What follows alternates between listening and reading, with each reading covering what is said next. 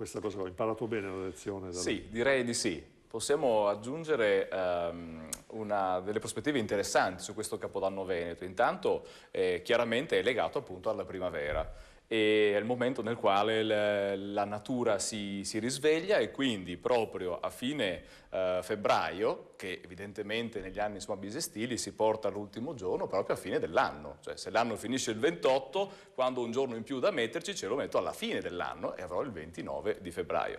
Nella nostra tradizione abbiamo Fora Febraro, Bati Marso, Ciamar Marso, e con tutte anche le filastrocche inerenti, e questo ci ricorda sostanzialmente che l'anno veneto comincia il 1° di marzo. È legato all'equinozio di primavera e è legato evidentemente anche, in realtà anche alla nascita di Venezia, perché viene fatta nascere leggendariamente il 25 di marzo, che nei tempi diciamo più risalenti era il momento appunto dell'equinozio di primavera.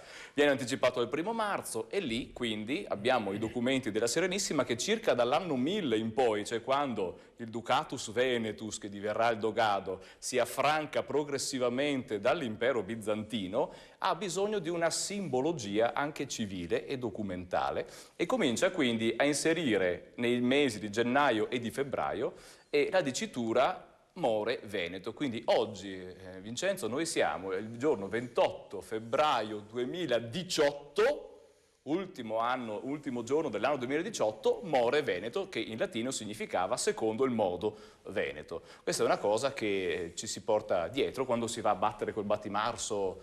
Questa è insomma una delle nostre tradizioni forse più diffuse. Ecco, Borsellino.